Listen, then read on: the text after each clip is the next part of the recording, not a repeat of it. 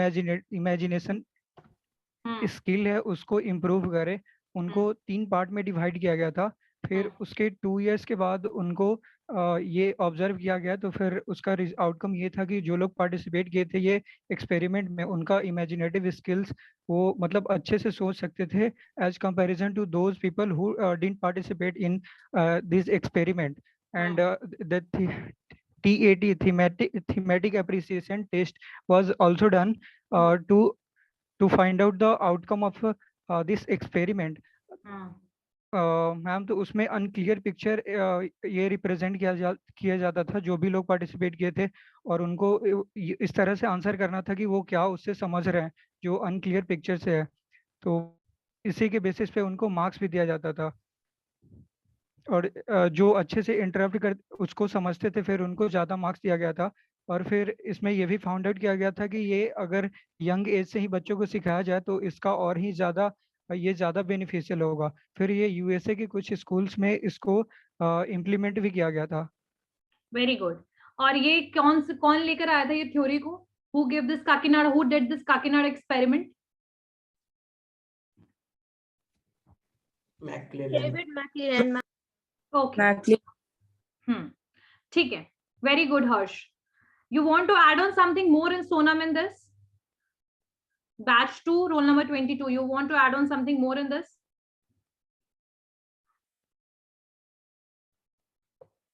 Okay. Open market product को customer के बीच में रखते हैं, और वहाँ जो प्लेस होता है वहाँ बहुत सारे सप्लायर डीलर वगैरह सब आते हैं और उनके प्रोडक्ट को देखते हैं और उनके हिसाब से परचेस करते हैं। और इसका मेरिट और डिमेरिट होता है। मेरिट में होता है कि अगर कोई न्यू प्रोडक्ट है तो अगर कोई नहीं जानता है तो वहाँ उस प्लेस पे ले जाने से बेनिफिट होता है। और इसमें पर्सनल कस्टमर आके मिलते हैं तो पर्सनल इंटरेक्शन, तो कस्टमर आके मिलते हैं तो उस नया प्रोडक्ट के बारे में अवेयरनेस इंक्रीज होता है। और इसका कुछ डिमेरिट भी था। डिमेरिट था जैसे सारे कस्टमर लोग आते हैं तो सभी प्रोडक्ट को देख के कंपैरिजन कर लेते हैं कि कौन अच्छा प्रोडक्ट है और कौन खराब है। तो जो मार्केटर्स का थोड़ा सा प्रोडक्ट अगर खराब रहता है तो उनके लिए थोड़ा डिमेरिट में आ जाता है। और इसका एक और अच्छा डिमेरिट था कि जो छोटे अच्छा डिमेरिट था मेन डिमेरिट में इसका एक और डिमेरिट था कि नए मार्केटर्स होते हैं जिनके पास छोटा कैपिटल स्ट्रक्चर होता है तो उनको लिए एक्सपेंस हो जाता था, क्योंकि स्टार्टिंग करने में इसके लिए कुछ एक्सपेंस चाहिए थे, तो ये डिमेरिट होता है। और थोड़ा सा मतलब ये जॉब जो होता है, ये सब काम जो होता है थोड़ा हेक्टिक जॉब यानी कि स्ट्रेसफुल टाइप का होता है, सभी को अरेंजमेंट करना और ये सब में उनको डिफिकल्टी करना पड़ता है और यही सब। ओके, ठीक है, good. Roll number 45, batch 2, Anu. Yes, ma'am. Yes, tell me. Ma'am, trade fair. Ma'am, it's a kind of fair, or we can say that it's a kind of platform where different industries or the various different entrepreneurs who have recently developed their new companies or new products or new services, they represent their products and they represent their services to the various retailers, customers, clients, wholesalers, etc. And there are many benefits and there are also disadvantages also. So the merits are like it's a platform where you can freshly introduce your product, and there are direct sale opportunities also. It's a very cost effective networking also. And disadvantage are it is very time taking and it's very cost effective, and it's very like stressful job also kind of. Okay, good. So this is the basic thing, and I guess कि so many students already went there for in trade fair. The trade fair is not only related with the industrial product, but there are so many kind of trade fairs. Example के लिए आपके book के हो गए trade fairs and all, ठीक है? And I know कि some. Ma'am, I want to add something also. Tell Ma'am, me. it is my experience. Ma'am, I also participated in a trade fair when I was in 6th standard. I was it was a central welfare which was conducted at Delhi. I don't know the exactly place, but I knew that only that I participated in that and I secured 2nd rank. Yes, so exactly that is the way. The trade fair is something where you can represent your product and services, whatever you made, right? There is a multiple people, so many people came there, definitely. So many people come there for purchasing the product. So this is the way, this is the reason for this trade fair are benefiting the consumer entrepreneurs, right? Okay, let's go move. District industry centres जो है they are located in the district of the state. Example के लिए आपके बिहार में भी आरा हो गया, ठीक है, औरंगाबाद हो गया, इन सब एरियाज में भी आपको डिस्ट्रिक्ट इंडस्ट्री सेंटर मिल जाएंगे, पटना में भी आपको मिल जाएंगे. बेसिकली डिस्ट्रिक्ट इंडस्ट्री सेंटर्स जो है that is managed and operated in the district level to provide the all type of necessary support. जितने तरीके की नेसेसरी सपोर्ट है सर्विसेज वगैरह के लिए जो एंटरप्रेन्योर को फर्स्ट टाइम चाहिए सर्विस में, बिजनेस में, तो इसके लिए आपकी हेल्प करता है कौन? डिस्ट्रिक्ट इंडस्ट्रियल सेंटर, ठीक है. और ये जो है डीआईसी जो है ये प्रमोट करता है इंडस्ट्रियल कोऑपरेटिव्स, यानी इंडस्ट्रीज के साथ डील करता है ये. तो इसमें लिखिए district industry centres are district industry centres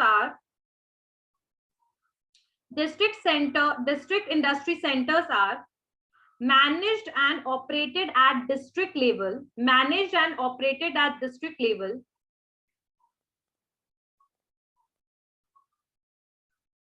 managed and operated at district level to provide all the necessary support service.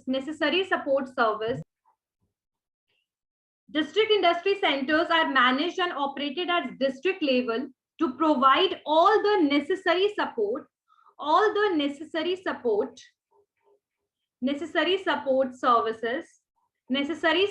services to entrepreneurs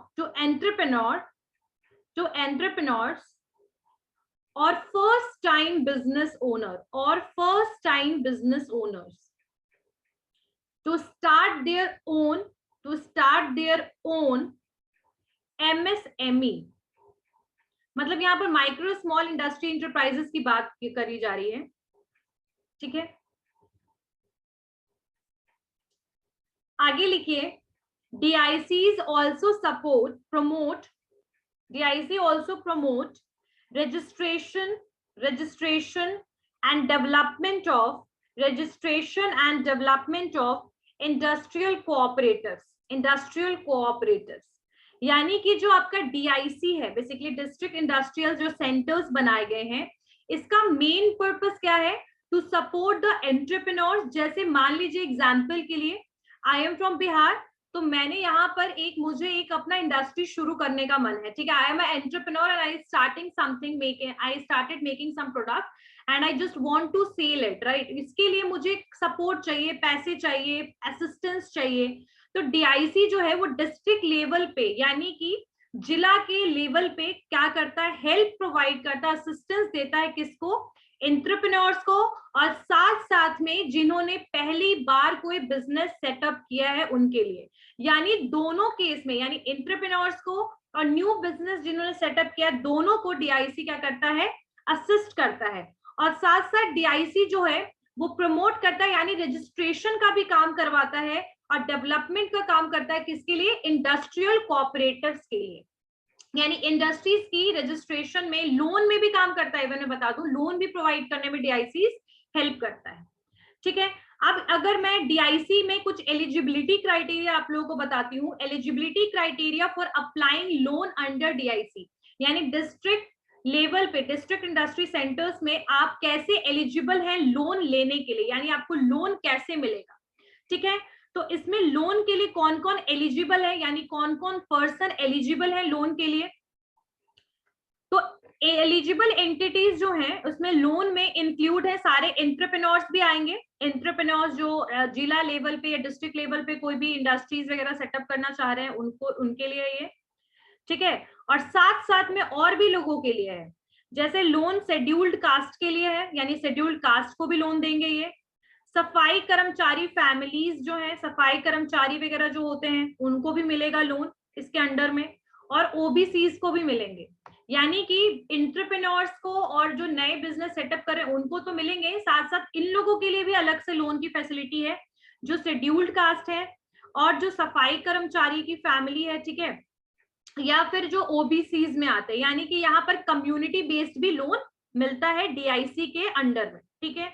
और बाकी साथ साथ में और भी लोग हैं जिनके लिए ये लोन देते हैं, एडिशनल कुछ एंटिटीज हैं, जैसे फिजिकली जो डिसेबल्ड लोग हैं, उनको भी मिलेगा लोन, ठीक है।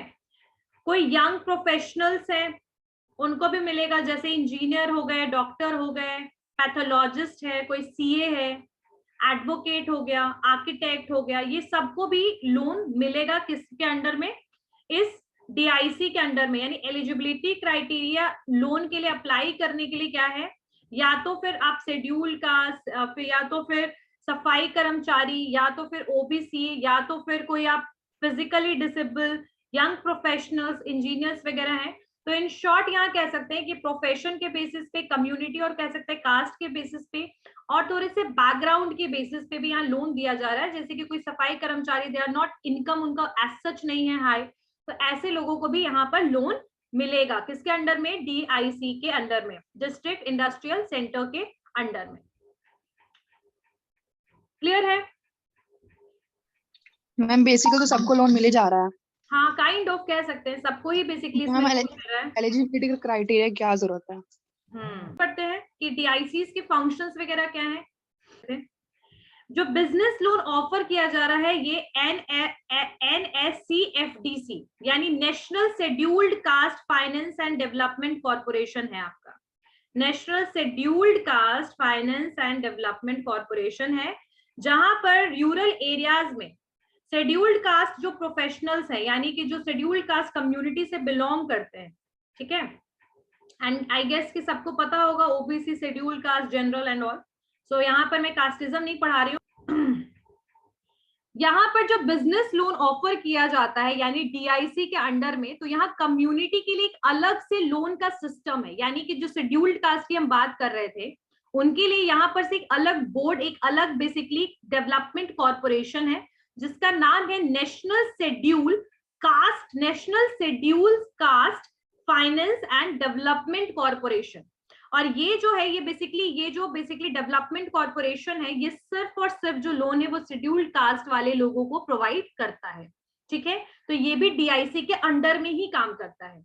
अब वैसे शेड्यूल्ड कास्ट प्रोफेशनल्स जो एंटरप्रेन्योर बनना चाहते हैं और उनका जो इनकम है, यानी कि उनकी जो पैसे जो वो कमा रहे हैं, अगर उनका एनुअल इनकम यानी कि मतलब साल भर में जो उनका इनकम है रूरल एरिया में 40,000 रुपए है, यानी साल भर का जो इनकम उनका अगर 40,000 रुपए है, ठीक है, या फिर एनुअल इनकम अर्बन एरिया में 55,000 रुपए है, तो ऐसे केस में they are eligible for avail this loan. यानी scheduled caste professional with his और her income, annual income for rural area is 40,000 rupees, यानी 40,000 या 40,000 से कम है, एंड एनुअल इनकम जो है अर्बन एरिया में 55,000 या 55,000 से कम है, तो ऐसे केस में they are eligible for getting the loan, यानी उन प्रोफेशनल्स को लोन मिलेगा। और इंटरेस्ट रेट जो होगा लोन का वो 6 से 10% होगा, डिपेंड करेगा, और कितने रुपया तक उनको यूनिट के लिए मिल सकते हैं पैसे, यानी कि वो शेड्यूल्ड कास्ट है, they are starting some business, यानी वो शेड्यूल्ड कास्ट प्रोफेशनल्स हैं। तो ऐसे केस में वो अगर कोई अपना बिजनेस शुरू करना चाह रहे हैं तो उनको 30 लाख रुपए तक जो है वो बेसिकली लोन मिल सकता है, ठीक है। और जो इसका रीपेमेंट टेन्योर है दैट इज 10 इयर्स, यानी 10 साल तक में आप कभी भी पेमेंट कर सकते हैं, ठीक है। तो यहाँ पर जो लोन की फैसिलिटी डीआईसी के अंडर में मिल रही है शेड्यूल्ड कास्ट के लिए specially, that is known as national scheduled caste finance and development corporation. अब यहाँ पर एक और कॉर्पोरेशन डीआईसी के अंडर में बनाया गया है, दैट इज नेशनल सफाई कर्मचारी फाइनेंस एंड डेवलपमेंट कॉर्पोरेशन, ठीक है, नेशनल सफाई कर्मचारी फाइनेंस एंड डेवलपमेंट कॉर्पोरेशन। एक तो शेड्यूल्ड कास्ट के लिए कॉर्पोरेशन था, डेवलपमेंट कॉर्पोरेशन सफाई कर्मचारी के लिए। इनको जो इंटरेस्ट मिलेगा, इंटरेस्ट रेट होगा 6% होगा, और 10 लाख रुपए तक अगर कोई सफाई कर्मचारी था या कहीं साफ सफाई का काम करता था, ठीक है, या फिर गवर्नमेंट सफाई कर्मचारी था, तो ऐसे केस में अगर उनको कोई बिजनेस शुरू करना है तो उनको लोन 10 लाख रुपए तक मिल जाएगा, ठीक है। और पेमेंट इसका भी 10 साल तक है कि 10 साल तक आप पेमेंट कर सकते हैं। फिर बैकवर्ड कास्ट के लिए, ओबीसी के लिए भी अलग से है national backward caste finance and development corporation. ये सारे डीआईसी के अंडर में चल रहे हैं। डीआईसी आपका district industrial corporation centre, sorry, इन तीनों के इसी के अंडर में चल रहे हैं सारे। फिर national backward caste finance and development corporation, यानी जो ओबीसी के लिए है ये अलग से डेवलपमेंट कॉर्पोरेशन। यहाँ पर भी जो इंटरेस्ट होगा 5 से 6% है, और लोन का जो अमाउंट होगा वो 5 लाख रुपए तक होगा।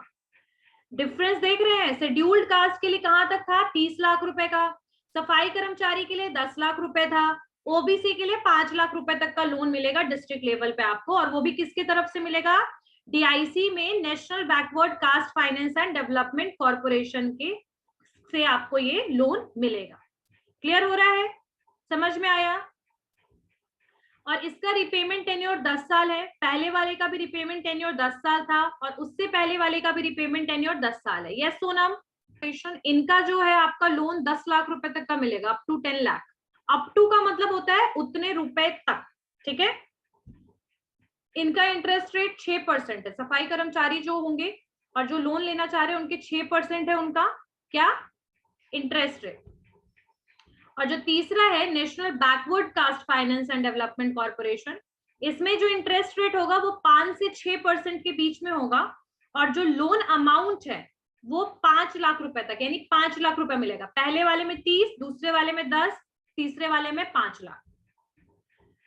अब एक चौथा जो है national physically challenged finance and development corporation. अब समझ में आया कि अलग अलग बेसिकली कम्युनिटी अलग अलग के लिए अलग अलग यहाँ पर कॉर्पोरेशंस बनाए गए हैं। क्लियर हो रहा है? समझ में आया? देखिए मैं शेयर कर रही हूँ स्क्रीन, ध्यान से देखिएगा सारे बच्चे। सबसे पहली बात यहाँ पर डीआईसी लिखिएगा। डीआईसी के अंडर में ये सारे कॉर्पोरेशंस चल रहे हैं, ठीक है। हैंडराइटिंग पे ध्यान ना दें, शब्दों पे ध्यान दें, ठीक है।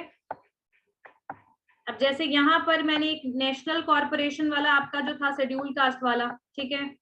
यहाँ पर सेकंड जो था डाटस फॉर द सफाई कर्मचारी, तीसरा यहाँ पर है ओबीसी के लिए, सारे इसी के अंडर में काम कर रहे हैं, ठीक है। और चौथा भी मैंने बताया फिजिकली डिसेबल वाला।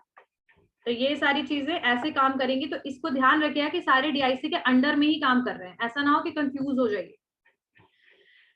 तो national physically challenge and finance development corporation, ठीक है। अब ये जो सब में बस नाम बदल देना है, सारी चीज सेम रहेगी, नेशनल और फाइनेंस एंड डेवलपमेंट कॉर्पोरेशन, बस बीच में नाम बदल देना है। फिजिकली चैलेंज्ड जो है उनके लिए भी यहाँ पर गवर्नमेंट ने, डीआईसी ने कुछ बेसिकली टर्म्स हैं यहाँ पर। ओके, आगे पढ़िए, आगे लिखिए कि यहाँ पर जो इंटरेस्ट रेट क्या होगा। यहाँ पर जो इंटरेस्ट रेट होगा दैट इज 4 to 8%, यानी 4 से 8% जो होगा लोन पे इंटरेस्ट रेट देना पड़ेगा। किनको? फिजिकली जो डिसेबल है उनको। लोन अमाउंट कहाँ कितना रुपए तक मिल सकता है इनको? लोन अमाउंट मिलेगा 25 लाख रुपए तक, यानी 25 लाख रुपए तक they will get the loan amount. Repayment tenure same है इनका 10 साल। Repayment tenure is same 10 years, यानी चारों में 10 साल तक टेन्योर है रिपेमेंट का। क्लियर है? तो ये चार जो मैंने आप लोगों को बताया कि ये जो बेसिकली सारे कॉर्पोरेशंस हैं जो स्पेशली स्टार्ट किए गए हैं, particularly community based and particularly physical disable and background के बेसिस पे, तो ये चार थे। अब हम आते हैं what are the various functions of DIC, यानी डीआईसी क्या क्या काम करता है, क्या क्या फैसिलिटीज प्रोवाइड करता है। तो फंक्शंस में सबसे पहला लिखिए क्रेडिट फैसिलिटीज, बहुत शॉर्टकट में लिखवा रही हूं, याद हो जाएगा। क्रेडिट फैसिलिटीज, क्रेडिट फैसिलिटीज, ठीक है, क्रेडिट फैसिलिटीज, ठीक है। यहाँ पर आपको क्रेडिट फैसिलिटी भी ये प्रोवाइड करता है, लोन भी प्रोवाइड करता है। बाकी एमएसएमई और सिडबी की तरह ये भी इनिशिएटिव है जो गवर्नमेंट के द्वारा लिया गया है, लेकिन यहाँ पर जो है इनको क्रेडिट फैसिलिटी भी प्रोवाइड करवाते हैं एंटरप्रेन्योर को इन द डिस्ट्रिक्ट लेवल, ठीक है। फर्स्ट तो ये हो गया अरेंजमेंट फॉर क्रेडिट फैसिलिटीज, और क्रेडिट फैसिलिटीज किसके किसके लिए? मशीनरी के लिए, इक्विपमेंट के लिए, इनके लिए क्रेडिट फैसिलिटी देते हैं। सेकेंड लिखिए development and expansion of industrial cluster, या फिर लिखिए डेवलपमेंट ऑफ इंडस्ट्रीज। यानी इंडस्ट्रीज के डेवलपमेंट में भी हेल्प करते हैं ये, ठीक है, ये प्रमोट करते हैं इंडस्ट्रीज को, रजिस्ट्रेशन का भी काम करते हैं, ठीक है। तो ये बेसिकली डेवलपमेंट करते हैं किसके लिए, development and expansion of industries, यानी इंडस्ट्रीज के डेवलपमेंट एंड एक्सपेंशन में ये हेल्प करते हैं। थर्ड जो है identification of suitable scheme, identification of suitable scheme, यानी कोई भी गवर्नमेंट के जब स्कीम्स वगैरह आते हैं तो उस स्कीम को भी सुटेबल, ये बेसिकली क्या करता है, अवेयर कराता है लोगों को, लाइक स्कीम्स के लिए भी क्या करता है, आइडेंटिफाई करने में कि कौन सुटेबल स्कीम है, they are help in that also, ठीक है, identification of suitable scheme. Next is financial support for the new entrepreneurs, या फिर लिख सकते हो कि दे सपोर्ट द एंटरप्रेन्योर्स, यानी एंटरप्रेन्योर्स के सपोर्ट पे भी डीआईसी काम करती है, ठीक है, एंटरप्रेन्योर्स। साथ साथ में ये एक रिपोर्ट्स भी रेडी करती है, एक रिपोर्ट्स किसके लिए, कि कौन इंडस्ट्री कितना फिजिबल है या लॉन्ग टर्म में वो कितना आगे चल सकता है, लाइक एक काइंड ऑफ फिजिबल रिपोर्ट्स भी इंडस्ट्रीज के लिए रेडी करता है कौन, डीआईसी, ठीक है। तो reports are made by the DIC, preparation of feasible reports. यहाँ पर ये फाइनेंशियल सपोर्ट स्मॉल यूनिट्स को भी करती है, बट रहने दीजिएगा, क्रेडिट फैसिलिटीज ये सबको देती है, एंटरप्रेन्योर्स को, स्मॉल यूनिट्स को, इंडस्ट्रीज को, न्यू बिजनेस को, सबको। और ये एक और काम करती है, रॉ मटेरियल्स भी प्रोवाइड कराती है, यानी DIC also provide the raw materials in the different industries, if they need that they are also providing the raw materials, ठीक है, रॉ मटेरियल्स भी ये बेसिकली प्रोवाइड करती है। क्लियर है? यस अंकित, आगे लिखिए। तो ये सारे बेसिकली क्या थे, फंक्शंस थे आपके डिस्ट्रिक्ट इंडस्ट्री सेंटर्स के। तो these are the basic functions of DIC, district industry centres. आगे हम बढ़ते हैं थोड़ा, तो एक्टिविटीज वगैरह क्या क्या होता है बेसिकली डीआईसी के अंडर में। तो यहाँ पर आपके ये एंटरप्रेन्योर्स के लिए प्रोजेक्ट्स वगैरह में हेल्प करते हैं, ठीक है, मोटिवेशनल कैंपेन्स वगैरह भी चलाते हैं, दे आर बेसिकली कैंपेन्स वगैरह बनाते हैं। फिर लाइसेंस वगैरह की अगर प्रॉब्लम हो रही है तो लाइसेंस क्लियर वगैरह भी करवाने में या लाइसेंसिंग में, रजिस्ट्रेशन में भी हेल्प करते हैं ये, ठीक है। कई बार इलेक्ट्रॉनिक की प्रॉब्लम या इलेक्ट्रिकल प्रॉब्लम आपके यहाँ इंडस्ट्रीज में आ रही है, यानी आपको प्रॉपरली इलेक्ट्रिसिटी सप्लाई नहीं हो रहा, तो उसमें भी आपकी हेल्प करेंगे, ठीक है। तो एक तरीके से स्मूथ फ्लो हो आपके इंडस्ट्रीज और ऑपरेशंस में, तो उसके लिए बेसिकली काम करते हैं डीआईसी, ठीक है। आपकी एक लाइसेंस क्लियरेंस में आपको हेल्प करेंगे, ठीक है। उसके बाद फिर आपको प्रोजेक्ट्स वगैरह में, एंटरप्रेन्योर्स के प्रोजेक्ट्स वगैरह में भी उनकी हेल्प करते हैं वो। साथ साथ में आपकी इलेक्ट्रिसिटी सप्लाई में भी हेल्प करते हैं, अगर आपको इलेक्ट्रिसिटी वगैरह नहीं मिल रहा है। और गवर्नमेंट की तरफ से अगर कोई सब्सिडीज वगैरह आया है स्मॉल स्केल इंडस्ट्रीज के लिए, तो वो सब्सिडीज भी प्रोवाइड करते हैं डीआईसी, ठीक है। और साथ साथ में अभी तो कुछ दिन पहले प्रधानमंत्री आपका रोजगार योजना PMRY जो आया था, उसको भी इम्प्लीमेंटेशन में डीआईसी हेल्प करता है, यानी गवर्नमेंट की स्कीम्स में भी हेल्प करता है, जैसे स्वर्ण जयंती स्वरोजगार योजना, प्रधानमंत्री रोजगार योजना। तो ये जितने भी डिस्ट्रिक्ट और रूरल लेवल पे जितनी स्कीम्स आती है ना, किस चीज के लिए, एम्प्लॉयमेंट के लिए, ठीक है। और एम्प्लॉयमेंट वगैरह से रिलेटेड या एंटरप्रेन्योर वगैरह से रिलेटेड या सेल्फ बिजनेस स्टार्ट करने से रिलेटेड, तो उनके लिए जो भी सब्सिडीज और आती है या कोई भी इनिशिएटिव जो गवर्नमेंट ले रही है, उसको भी इम्प्लीमेंट करने में डीआईसी हेल्प करता है, ठीक है। साथ साथ में आपकी वही मैंने बताया, मार्केटिंग एंड रॉ मटेरियल में भी हेल्प करता है, ठीक है। और साथ साथ में इंडस्ट्रियल कोऑपरेटिव सोसाइटीज वगैरह बनाता है। कुछ स्कीम्स अगर हैं, लोन स्कीम्स वगैरह है गवर्नमेंट के द्वारा शुरू की गई हैं, तो उसमें भी आपको हेल्प करेगा ये। और आपके जो रिहैबिलिट करता है वैसे SSI यूनिट को, यानी स्मॉल स्केल इंडस्ट्रीज को, जो बहुत ही बीमार है, यानी कि जो लॉन्ग टर्म में नहीं चल सकते, जो बिल्कुल लॉस में जा रहे हैं, ऐसे SSI को भी रिहैबिलिट करने में या फिर वापस से बोल सकते हैं ना कि इसको री इन्वेंट करने में हेल्प करता है कौन, बेसिकली रिकंस्ट्रक्ट करने में डीआईसी। वैसे SSI यूनिट्स जो बेचारे बिल्कुल ही खत्म होने वाले हैं। और ट्रेनिंग प्रोग्राम्स भी करवाता है ये एंटरप्रेन्योर डेवलपमेंट के लिए। तो ये सारे रोल्स थे आपके डीआईसी के। लिखना चाहते हो या लिख लिया आप लोगों ने? तो यहाँ पर एक बार मैं और बता देती हूँ, इलेक्ट्रिसिटी सप्लाई करने में, इंडस्ट्रियल स्टेट्स वगैरह में, clearance of licence and help in registration में, मोटिवेशनल कैंपेन्स, चलते हैं यहाँ पर, motivational campaigns for entrepreneurs, and साथ साथ में आप ट्रेनिंग भी लिख सकते हो। Training programmes are also done in various areas, like यहाँ पर अगर बिहार में देखूँ ना, तो बिहार में भी आपके बहुत सारे एरियाज में DICs हैं, आरा, पटना, ये सब भी आप एग्जाम्पल में लिख सकते हो, ठीक है। और आपके स्मॉल स्केल इंडस्ट्रीज के लिए अगर कोई ग्रांट और सब्सिडीज वगैरह है तो वो भी प्रोवाइड करने में हेल्प करते हैं। साथ साथ में आपके रॉ मटेरियल सप्लाई करने में हेल्प करते हैं ये। और अगर कोई इनिशिएटिव जो गवर्नमेंट की स्कीम्स है उनको भी इम्प्लीमेंट करने में हेल्प करते हैं आपके कौन, DIC। और साथ साथ में एक और चीज लिख सकते हो कि जो हैंडीक्राफ्ट और कॉटेज इंडस्ट्रीज वगैरह जो SSI में आते हैं ना, उनके लिए भी रजिस्ट्रेशन का काम करता है ये, ठीक है। तो ये भी लिख सकते हो या फिर रजिस्ट्रेशन में इंक्लूड कर लेना। और रिहैबिलिट करने में हेल्प करता है सिक SSI यूनिट को, यानी जो SSI यूनिट लॉन्ग टर्म से लॉस में है, ऐसे यूनिट को भी बेसिकली क्या करता है, रिकंस्ट्रक्ट करता है, रिहैबिलिट करता है, वापस से उसको चलाता है बेसिकली वैसे यूनिट्स को। तो ये बेसिकली एक तरीके से डेवलपमेंट प्रमोशन का ट्रेनिंग का सारा काम कौन करता है, DIC। बस ध्यान ये रखिएगा कि ये कौन से लेवल पे करता है, डिस्ट्रिक्ट लेवल पे। क्लियर है। लोन अरेंजमेंट तो करता ही है, ट्रेनिंग कोर्स वगैरह जो है वो प्रोवाइड करता ही है, साथ साथ में मशीनरी एंड इक्विपमेंट वगैरह प्रोवाइड के लिए लोन देता ही है। सर्वेज वगैरह भी कंडक्ट करता है, कई बार सर्वे करता है, जब वो रिपोर्ट्स वगैरह रेडी करता है तो उसमें सर्वे वगैरह भी करता है।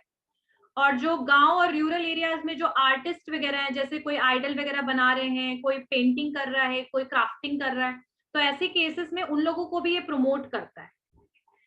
क्लियर है। तो like promoting rural areas artisans, conduct करता है सर्वे, मशीनरी इक्विपमेंट के लिए लोन्स देता है, अंडर ट्रेनिंग कोर्स के लिए लोन अरेंजमेंट करवाता है। तो ये सारी चीजें बेसिकली, ट्रेनिंग कोर्स के लिए कोई लोन नहीं होता, ट्रेनिंग कोर्स भी करवाता है, ठीक है, इक्विपमेंट के लिए लोन देता है। तो ये सारी चीजें ओवरऑल ये डिस्ट्रिक्ट एंड रूरल एरियाज के लिए करता है, डिस्ट्रिक्ट एंड रूरल एरियाज को ये कवर करता है।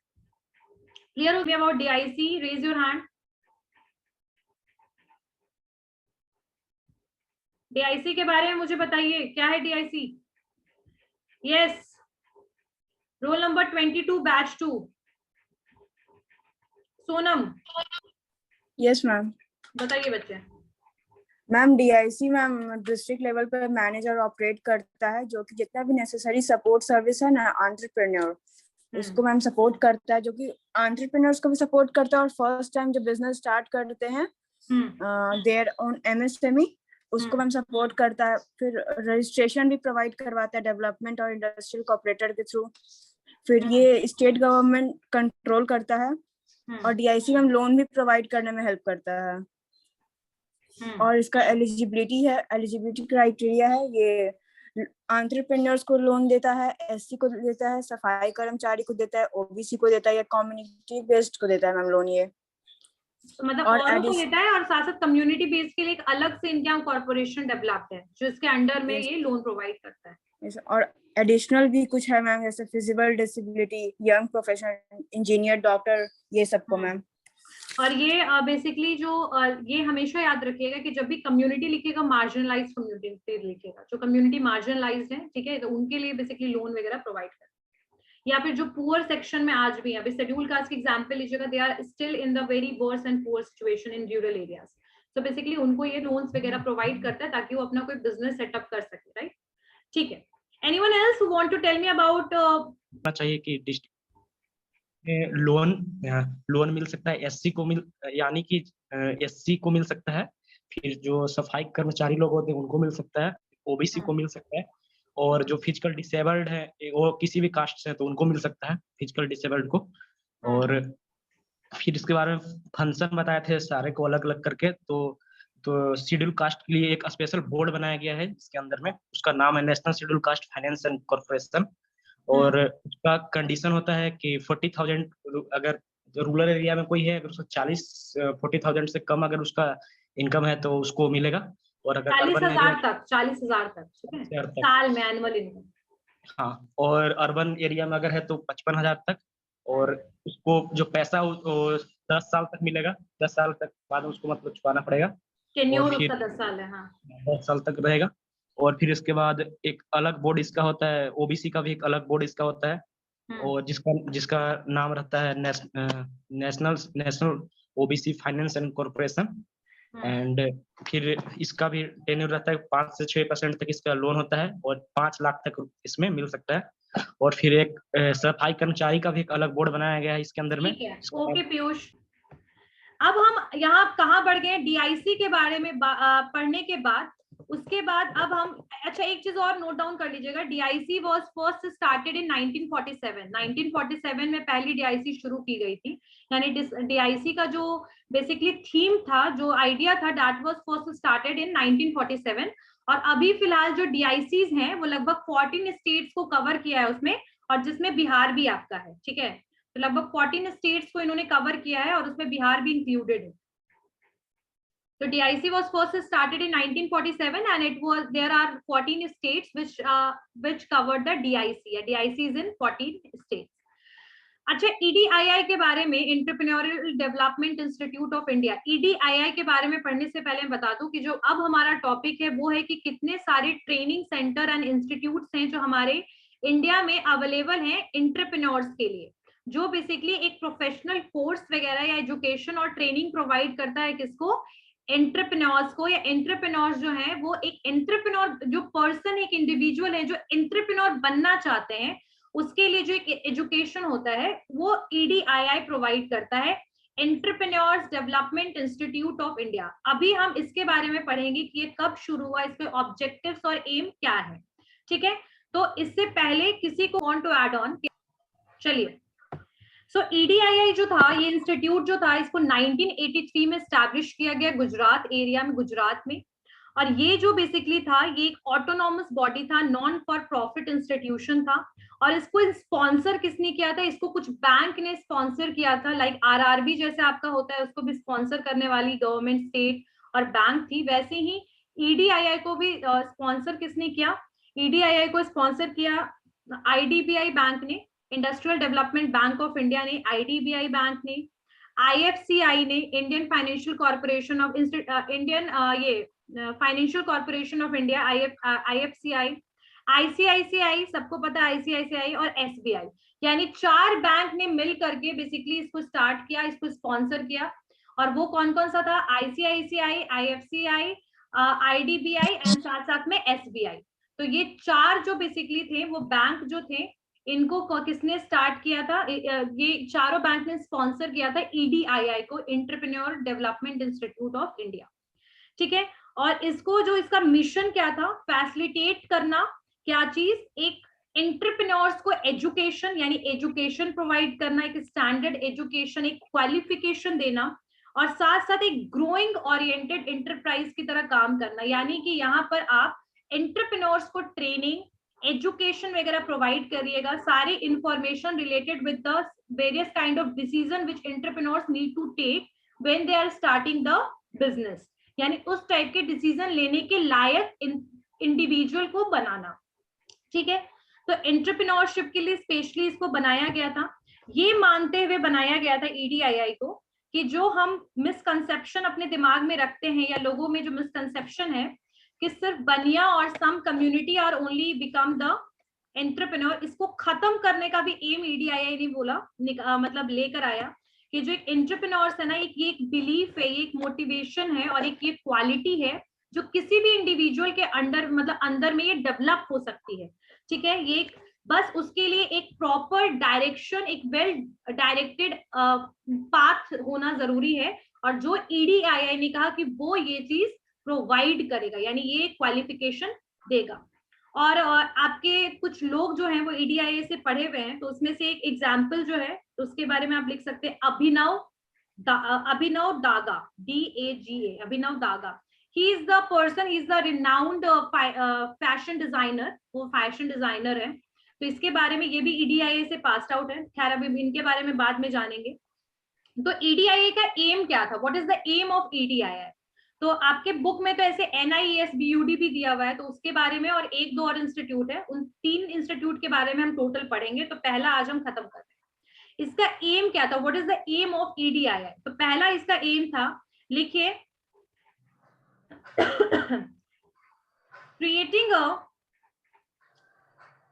creating a effect on opportunities, creating an effect on opportunities creating an effect for opportunities for self employment, यानी सेल्फ एम्प्लॉयमेंट के लिए अपॉर्चुनिटीज के बारे में बताना। कभी भी अगर आप EDIA का साइट ओपन कीजिएगा ना, तो यू विल गेट मल्टीपल, वहां पर आपको वेबिनार्स दिख जाएंगे। अगर आप कभी ज्वाइन करना चाहते हैं तो आप कर सकते हैं, कुछ फ्री ऑफ कॉस्ट भी होते हैं, तो आप उसके लिए अगर आप उसमें कैसे आत्मनिर्भर भारत वगैरह के ऊपर उसमें हमेशा आपके कैंप वो चलते हैं, वेबिनार्स। तो यहाँ पर जो बेसिकली एम EDIA का क्या था कि अपॉर्चुनिटीज वगैरह प्रोवाइड करना, सेल्फ एम्प्लॉयमेंट के लिए मोटिवेट करना लोगों को कि वो खुद से बिजनेस शुरू करे और साथ साथ में दूसरे लोगों को भी एम्प्लॉयमेंट दे। दूसरा क्या था, एक प्रॉपर एंटरप्रेन्योर्स को रेडी करना, एक कॉम्पिटेंट एंटरप्रेन्योर्स को रेडी करना बाय ट्रेनिंग। तो इसमें आप लिखिए augmenting the supply of competent entrepreneurs, augmenting the supply of competent entrepreneurs by training, ठीक है, augmenting the supply of entrepreneurs, ठीक है, entrepreneurs training, यानी कि by entrepreneurs training और motivation, यानी कि यहाँ पर entrepreneurs को मोटिवेट करना, उनको ट्रेनिंग देने का भी एम किसका था, EDIA का था। साथ साथ में they are also promoting some micro level enterprises in rural areas, promoting the micro enterprises at rural areas, micro enterprises at rural areas, ठीक है। साथ साथ में ये और भी चीजें करता था, जैसे कि फैसिलिटेट करता था एग्जिस्टिंग एंटरप्रेन्योर्स को, मैनेजर्स को एक ट्रेनिंग में एक एल्मोनाई प्रोग्राम करवाता था, दूसरे एंटरप्रेन्योर्स से मिलवाना, ठीक है, फिर इंस्पिरेशनल स्टोरीज दिखाना और बेसिकली इम्प्रूव करना मैनेजरल कैपेबिलिटीज वगैरह को SSI में। तो बेसिकली एक ट्रेनिंग इंस्टीट्यूट था, काइंड ऑफ ये ट्रेनिंग इंस्टीट्यूट है, मतलब ये काइंड ऑफ एक यहाँ पर कोर्सेज भी चलते हैं, जैसे कि बिजनेस प्रोग्राम्स के लिए मल्टीपल कोर्सेज यहाँ चलते हैं। तो कभी भी आप EDIA को ओपन करके देखिएगा ना उसके साइट में, तो अभी हाल फिलहाल में भी मैंने देखा था कि उसमें ट्रेनिंग्स वगैरह प्रोवाइड किए जा रहे थे, ट्रेनिंग प्रोग्राम्स वगैरह चल रहे थे, कुछ दो वीक के भी ट्रेनिंग प्रोग्राम्स चलते हैं, कुछ वेबिनार्स चलते हैं जो 2 घंटे के, तो you can join that also. Clear है? तो EDIA जो था 1983 में स्टैब्लिश हुआ, कुछ स्पॉन्सर्ड बैंक के साथ इसको शुरू किया गया। इसका जो मेन एम था ये क्या था बेसिकली कि ये ट्रेनिंग और एक प्रोफेशनल क्वालिफिकेशन या एजुकेशन फैसिलिटीज प्रोवाइड करे इंडिविजुअल को, प्रमोट करे लोगों को सेल्फ एम्प्लॉयमेंट के लिए, और साथ साथ में उनको कॉम्पिटेंट एंटरप्रेन्योर रेडी करे बना करके, मिसकंसेप्शन को तोड़ना कि भाई सिर्फ कुछ ही कम्युनिटी जो है वो एंटरप्रेन्योर बन सकते हैं। तो ये बेसिक जो एम था EDIA का। और साथ साथ में ये जब EDIA आया तो इसने एक और चेंज वो लेकर आया कि आपके 11th और 12th के जो पेपर्स होते थे वहां के गुजरात एजुकेशन बोर्ड, जो गुजरात बोर्ड होता है, जैसे हमारा बिहार बोर्ड है वैसे वहां स्टेट लेवल का जो बोर्ड है, वहां पर 11th एंड 12th के टेक्स्ट बुक में एंटरप्रेन्योर्स के बारे में या एंटरप्रेन्योर्स के चैप्टर्स को भी इंक्लूड करा दिया गया। यानी EDIA ने जो क्या किया कि बेसिकली वहां के कुछ टेक्स्ट बुक और करिकुलम जो थी उसमें भी एक चैप्टर्स जो है 11th एंड 12th दोनों में एंटरप्रेन्योर्स के ऊपर में बेसिकली पढ़ाया गया, एजुकेशन दिया गया। यानी कि उन्होंने कहा कि EDIA का कहना था कि एजुकेशन जो है स्कूल लेवल से ही देना शुरू कर दिया। क्लियर है? तो यहाँ पर ये जो इसका बेसिकली मेन एम था EDIA का, और ये किसके अंडर में आता है, ये मिनिस्ट्री ऑफ एक्सटर्नल अफेयर्स के अंडर में ये बेसिकली आता है, आप इसको भी लिख सकते हो। और ठीक है, मुझे नहीं लगता इससे ज्यादा कुछ समझने की जरूरत है। EDIA में शॉर्टकट में कभी भी आएगा। Ma'am EDIA comes under which ministry of what?